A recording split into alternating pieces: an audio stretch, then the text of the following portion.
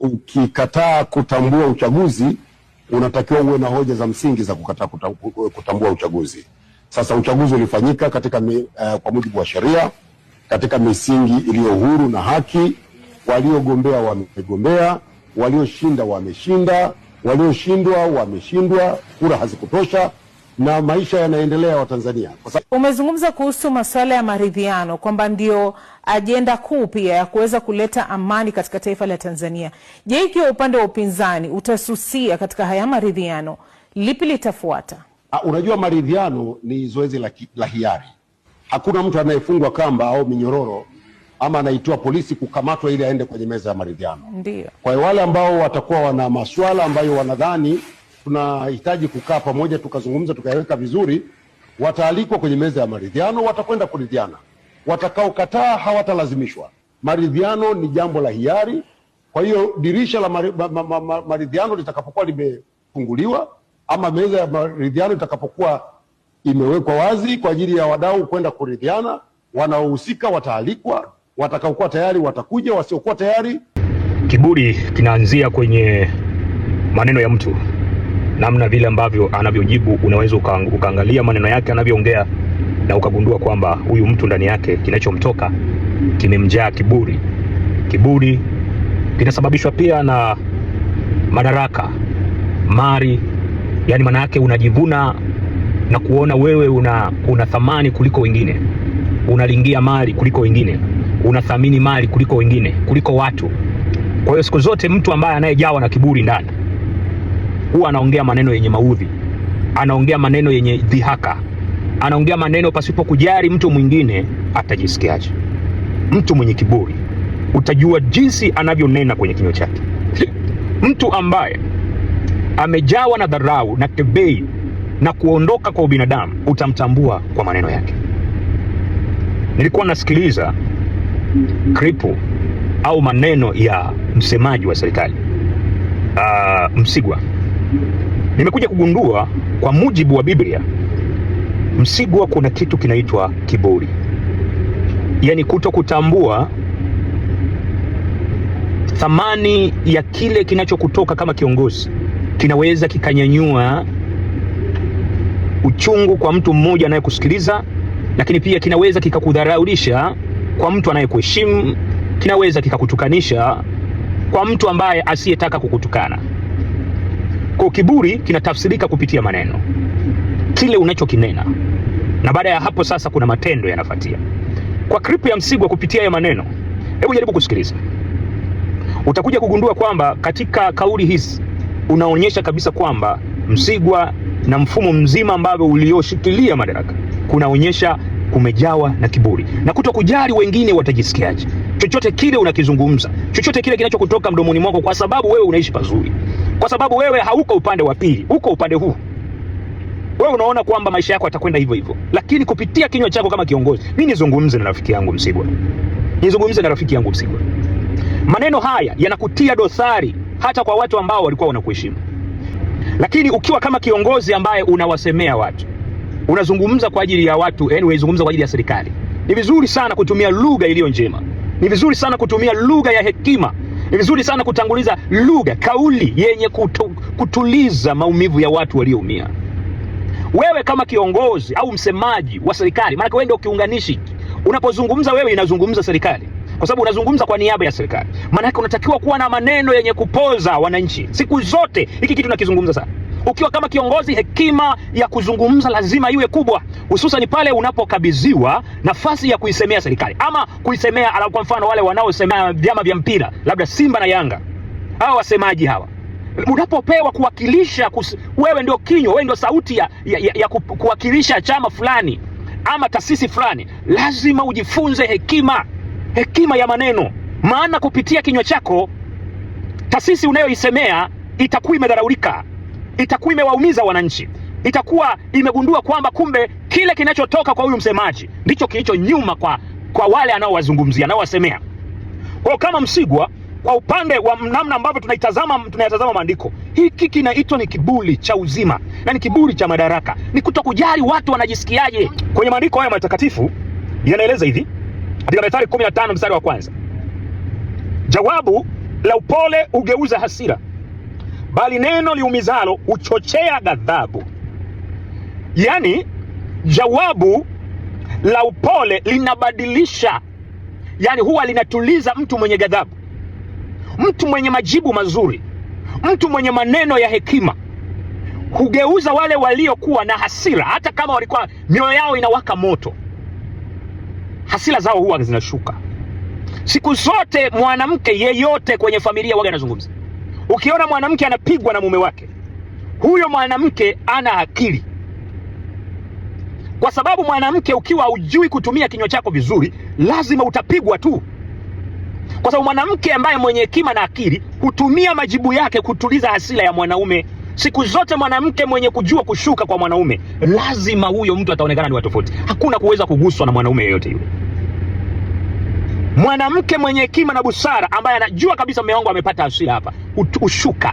Neno lake ni la upole, ulimi wake hubadilika, namna ya kuongea na kujibu huwa yuko drop, anakuwa chini. Ukiona mwanamke anapigwa, mimi nakwambia hivi, chanzo cha kwanza hapa aliyesababisha mwanamke, hata kama yeye amechokozwa na mwanaume, lakini mpaka akapigwa makofi, ni mwanamke mwenyewe ndio chanzo na ndio mjinga. Hajui mamlaka yake na mipaka yake na nafasi yake alionayo. Sasa hivyo unavyoona mtu yeyote anayetaka kuwa kiongozi lazima ajue anaongea na watu ambao anawaongoza wenye akili, wenye mifumo ya akili tofauti tofauti. Sasa ukiwa kama wewe mwakilishi, msemaji wa serikali, unawezaje kuongea kauli kama hizi? Hebu fikiria kauli kama hii. Walioshindwa wameshindwa, na maisha yanaendelea. Hebu niambie, hili grupu la watu ambao wako kwenye maumivu hayo na namna ya uchaguzi ulivyokaa kuwa na dosari mbalimbali zimeendelea, unatoa kauli kama hii. Hivi unafikiri watu wa Tanzania ambao walikuwa wameanza kupoa, unafikiri nini kinachotokea kwenye mioyo yao? Wewe kama kiongozi, msemaji wa serikali, unaamsha tena hasira nyingine kwa kauli kama hizi. Msigwa, unataka kuamsha Watanzania tena wapatwe na nini? Kwa kauli kama hizi utawanyamazisha Watanzania? Kwa kauli kama hizi, kama msemaji wa serikali, kwa kauli kama hizi utanyamazisha wale watu ambao walikuwa wameanza kunyamaza, kupoa, kwamba waliokuwa wameshindwa, uchaguzi ulikuwa ni wa haki, uchaguzi sijui nini. Kama mtu akikataa kuingia kwenye maridhiano hatutamlazimisha, lakini sisi tutaita watu ambao watakao kubaliana, tutafanya nao maridhiano. Hivi kumbuka, kauli ya kwanza ilikuwa hawa waliokuwa wamekataa kuingia kwenye uchaguzi.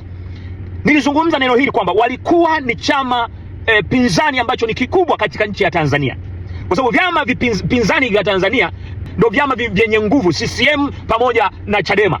Sasa kama ukikiondoa kwenye uchaguzi, ni sawasawa kwamba unatengeneza triki ya kupasua taifa na kupasua nchi, na ndicho kilichotokea. Kwa hiyo kila kitendo cha kusema sisi tunaenda kibabe, matokeo na madhara yake huwa ni makubwa sana, na ndicho hicho sasa hivi kinaenda kutokea sasa hivi kwenye serikali. Kama serikali mtaanza kutoa sasa kauli hizi kauli za kwamba hivi mtake msitake tutaenda kwenye maridhiano, watakao kataa kuingia kwenye maridhiano tutaenda hivyo hivyo na watu ambao watakao kubali, nchi haiwezi kuendeshwa hivyo. Kuna watu watajikuta kabisa wameanza tena kurudi kwenye mfumo ule ule, kama vile mlivyosema mtake msitake tutaingia kwenye uchaguzi. Mtake watatokea watu, vyama vidogo vidogo hivi tutawaweka pale, watakuwepo pale, wataingia kwenye uchaguzi. Hizi kauli ndizo zimefikisha taifa hapa, na zimeanza tena kuinuka kwamba wale watu ambao watakataa kuingia kwenye maridhiano tutaachana nao, yani kwamba hatuwabembelezi. Nataka nikwambie, nchi haijengwi kwa mabavu, nchi haijengwi kwa kauli zenye utata, kauli za kifarume, kauli zenye ubabe. Haitakwenda hivyo, madhara yake ni makubwa kuliko kutumia hekima ya kinywa. Kabla hujawa kiongozi lazima uwe na roho, kauli zenye ushawishi, hata yule mpinzani wako aone kwamba ana haja ya kuingia kwenye hicho kitu ambacho unakitaji wewe. Kuongoza watu inahitaji hekima, sio nguvu, inahitaji busara. Kwa hiyo lazima upate kuelewa. Mimi nazungumza na serikali kupitia msemaji wa serikali. Kwa kauli kama hizi mnazozitoa, inatuonyesha serikali vipi huko nyuma bado mnaendelea kutumia mabavu yale yaliyotokea 2029 ile. Kwa sababu kile kitendo cha kusema sisi tutaingia kwenye uchaguzi mtake msitake, serikali haiendeshi. Madhara yake ndio haya. Sasa kama serikali haiendeshwi, wananchi wanasema hivi, hao ndio wanataka, hao ndio wapiga kula. Huko ndio kuifanya nchi mnaipasua katikati kwa kusema sisi tumesema sisi ni serikali. Na matokeo yake hapa tunakuja kuanza kusema tena hapa tusiyaongelee hayo mambo, yaacheni yaende tu, yapotee hivyo hivyo. Kumbe waanzilishi wa kuyaongea ni ninyi wenyewe serikali. Kauli kama hizi zinatonesha vidonda kwa watu. Tumieni kauli zilizo na hekima na busara. Msiwarudishe watu kupitia vinywa vyenu ninyi. Watu wanaowasikiliza, watu wana akili na utashi na wanapambanua mambo na kuchanganua. Na sasa hivi lazima mjifunze kupitia vinywa vyenu na kauli zenu ndizo zimewafikisha hapo. Mjifunze kabla ya mambo hajaenda kwenye ubaya. Kama hili jambo mtalichukulia la kawaida la kuhusu maridhiano, mkaanza kuliendesha kwa kauli za namna hii mnazoanza kuzungumza tena, mtarudisha taifa kule kule kwenye umwagaji wa damu, kule kule kwenye mapambano, kule kule. Haya mambo, kauli hizi taratibu, chochote unachokinena watu wanakitafsiri, kwa sababu kulianza na kauli. Kumbuka, kifo ni kifo. Taifa ndio lilianza kuyumbia hapa, na aliyezungumza alikuwa ni mkubwa. Kifo ni kifo. Watu wakaiweka hii kauli, wakaiweka pembeni. Ukinizingua na kuzingua, kauli wakaiweka hii, wakaiweka pembeni. Kauli ya kiongozi huyo. Kauli katokea nyingine, hawa walikuwa ni watu wa nje. Kauli kabadilika, hawa walikuwa wamelipwa, ni watu wa ndani humu. Kauli kaibadilika, ikaja kauli kwamba tulitumia nguvu kutokana na mfumo ulivyokuwa. Kauli hizo. Kwa hiyo watu wanaangalia unachokinena ndicho kinajaza hasira za watu. Ukiwa kiongozi ni vizuri tushauriane, ukubali kushauriwa kiongozi. Kiongozi usiyetaka kushauriwa utaharibu familia, watu watakuogopa lakini hawakuheshimu. Lazima uelewe uongozi ni watu wa kuheshimu, sio kukuogopa. Kwa kauli kama hizi inaashiria nini kwa serikali na kwa watu wengine? Kwenye maridhiano, mtake msitake, tutawaita watu, hatuwalazimishi. Kwa hiyo Biblia inasema nini? Tunaongeaga haya mapema ili kuwanusuru watu, ili kusaidia serikali tusiingie tena kwenye mkogoro. Tunaongeaga haya mapema kutahadharisha. Hatuongei kwa kupingana na serikali, hatuongei kwa hila. Tunaongea haya kushauri. Chunga kauli yako kama kiongozi. Usiseme msiyaongelee haya, hatuyaongelei haya, hayatakiwi kuongelewa sasa hivi. Ndio hautaki kuyaongelea, lakini kwa nini wewe unaanza kuanzisha kauli za kuchokonoa watu waanze kuongea? Biblia inasemaje kwa mwendelezo? Bali neno linaloumizalo uchochea ghadhabu. Neno linaloumiza, kauli zinazoumiza zinachochea ghadhabu. Ulimi wa mwenye hekima hutamka maarifa vizuri, bali vinywa vya wapumbavu humwaga upumbavu. Macho ya Bwana yako kila mahali, yakimchunguza mbaya na mwema. Ulimi safi ni mti wa uzima, bali ukorofi wa ulimi huvunja moyo. Mpumbavu hudharau. Kwa hiyo ni vizuri kujifunza hekima ya kuongoza na hekima ya kuwa mtu mzima, na hekima ya kuwa kiongozi.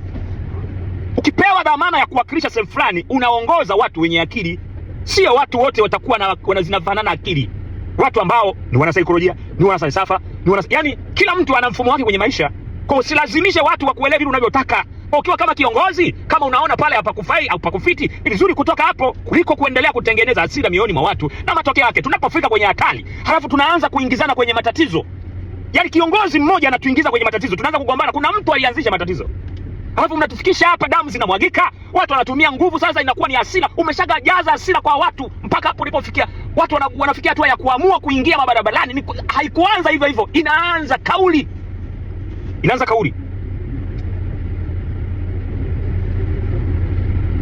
Mimi nimetoa la kwangu, nimezungumza la kwangu. Palipo na nafasi mimi huaga nazungumza. Pale penye ukweli mimi nazungumzaga. Kwa kauli kama hizi zinachochea watu kuamka tena, zinachochea watu kuzungumza tena, zinachochea kuwataki tena serikali. Kauli zile zile ambazo mnazianzisha ninyi viongozi. Mtake mstake tutakwenda. Ilikuwa hivyo hivyo, na wakumbusha, mtake mstake tutafanya uchaguzi. Kumetolewa hiki jamani, tufanye hiki ndio twende tukubaliane kwanza ndio tuingie huko. Utawezaje kushindana wewe ni Simba na Yanga? Unaingia peke yako uwanjani, wewe ni Simba tu, Yanga haipo. Au Yanga haipo, Simba haipo. Wewe unaenda kujifunga magoli mwenyewe. Nani atakuelewa? Ndio hizi kauli zinaanza kutokea kwamba iwe isiwe tutaenda kwenye nini? Maridhiano. Kauli za ubabe zitapasua taifa. Mungu awajalie sana hekima. Tukiwa kama watumishi wa Mungu, tunakuwa kipaumbele kuyatanguliza haya ili mtu mmoja asije kuumia. Mungu awabariki sana katika jina la Yesu Kristo. Amen.